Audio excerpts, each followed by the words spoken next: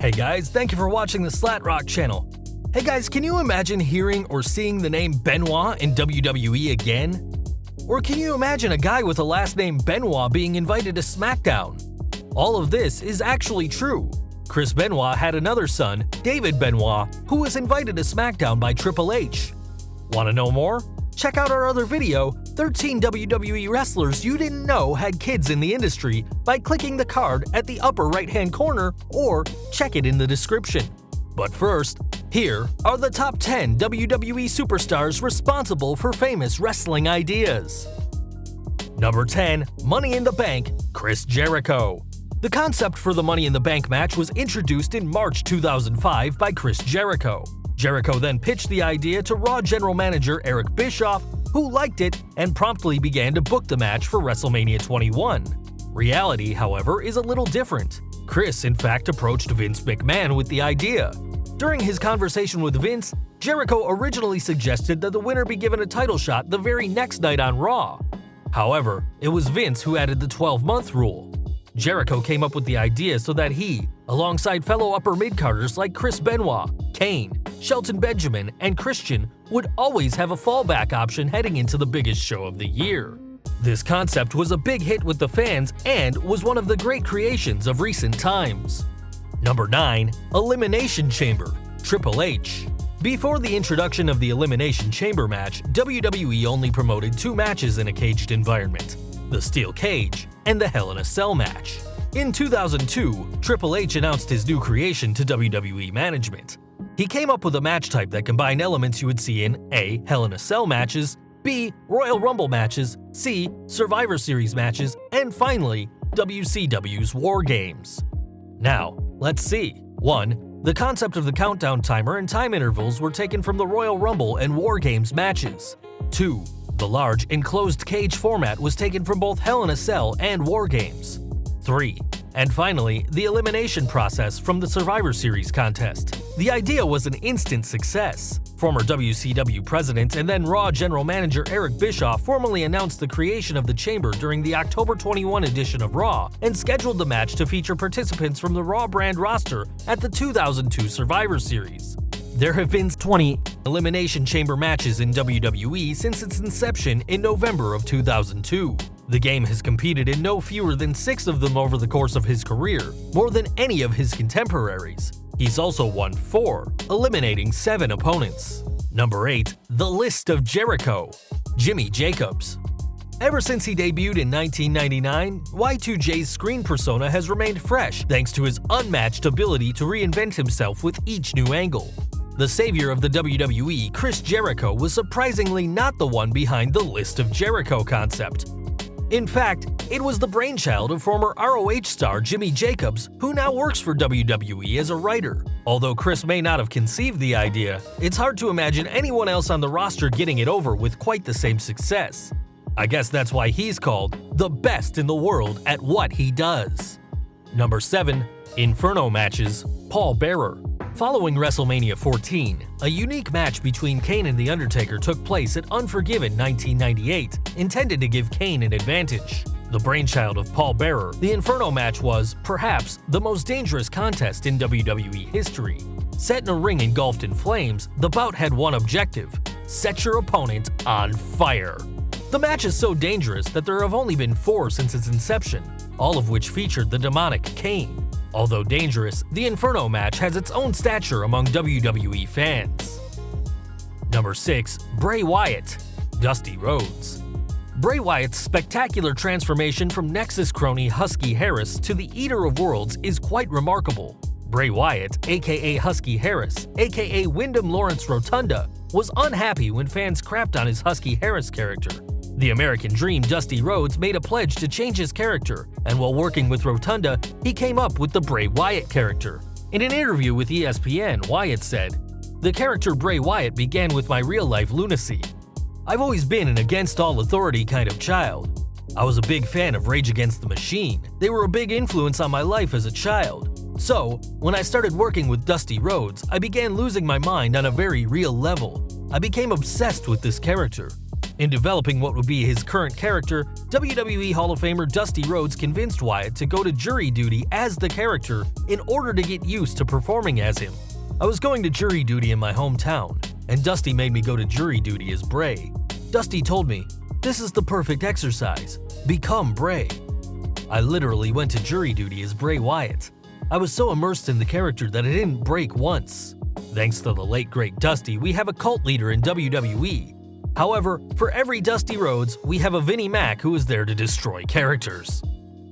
Number 5. New World Order, Eric Bischoff.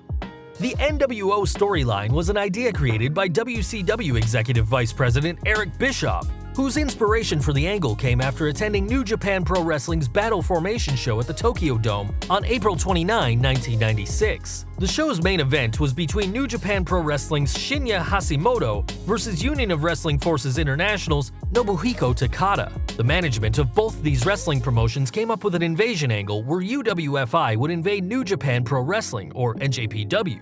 Bischoff was very impressed and wanted to do a similar invasion-type angle where WCW would be sabotaged by another wrestling group. In this case, ex-WWF wrestlers Scott Hall and Kevin Nash, who would become the founding members of the NWO.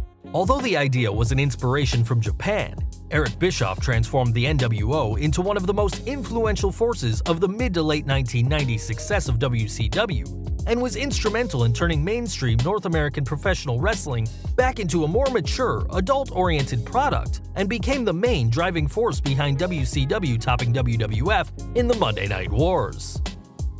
Number 4. The Man of 1,004 Holds, Disco Inferno. Chris Jericho has been giving pro wrestling fans unforgettable moments with a microphone in his hand for a long time. From his famous list of 1,004 holds to his verbal battles with The Rock, Shawn Michaels, and CM Punk, Jericho has been entertaining us with both goofiness and compelling acting. The 46-year-old revealed on his podcast, Talk is Jericho, last year that the famous Man of 1,004 Holds promo he delivered during his WCW days wasn't his idea. It was in fact the brainchild of Disco Inferno, aka Glenn Gilberti. For those not aware of the history behind 1,004 Holds, this is how it started. Well, in March of 1998, Chris Jericho decided to show off to the WCW Nitro audience about his expansive wrestling repertoire. Jericho was in a feud with respected technical wrestler Dean Malenko, who is known as the Man of 1,000 Holds. Jericho wanted to outdo him by 4. He claimed that Malenko only had 60 holds in his toolbox, and proceeded to list off every one of his own holds. Eric Bischoff, who came as a guest on Jericho's podcast, also informed Terry Taylor, Raven, and Mark Madden were instrumental in the success of the storyline feud between Dean Malenko and Chris Jericho. Guys, we need to thank Disco not only for his dance moves, but also for a great suggestion. Number 3. The Shield, CM Punk and Joey Mercury. CM Punk claimed the original concept of the Shield was his, with the pitch of Seth Rollins, Dean Ambrose, and Cassius Ohno as the trio to work with him. WWE liked the idea but wanted perennial favorite Roman Reigns in the third spot rather than Ohno. Apparently, it was Joey Mercury who came up with the idea of replacing Cassius Ohno with Roman Reigns. Ohno's WWE career would fade into obscurity until he was released and went back to the independent wrestling scene as Chris Hero. The course of history would have changed if WWE went with Punk's choice of Ohno over Reigns. Maybe Ohno would be a big star in WWE today, or maybe the faction would have never worked without WWE's belief in Reigns sparking the push. We'll never know. Anyways, Punk's idea led to one of the most famous stables in WWE history. Number 2. Ladder Matches, Bret Hart. The first ladder match that anyone seems to have a record of was in 1972 for Stampede, and it's believed to have been the idea of the original Dan Kroffat, who was a Stampede booker and headliner at the time. During his interview with Wade Keller in 2003, Bret informed that he brought the ladder match from Stampede and pushed it to Vince. This led to the first ladder match for the WWF Intercontinental Championship between Bret Hart and Shawn Michaels in 1992, with Hart walking away with the victory. Number 1. Royal Rumble, Pat Patterson. Vince McMahon hated the concept of the Royal Rumble match from the moment he heard it from Pat Patterson. And as we all know, when Vince hates something, it will likely never see the daylight in the WWE, especially on television. Guys, this is how it all started. During a brainstorming session in 1987 with his right-hand man Pat Patterson, McMahon and Patterson couldn't come up with anything. The ideas just weren't flowing. During their session, McMahon's phone rang. So Patterson went outside to have a cigarette. Then he started thinking about battle royals. What if the wrestlers join the match at different times? What if the match continues while all of this is happening? What if the order of entry was kept a surprise? Somehow, Pat convinced Vince, and Vince was willing to give the match a chance.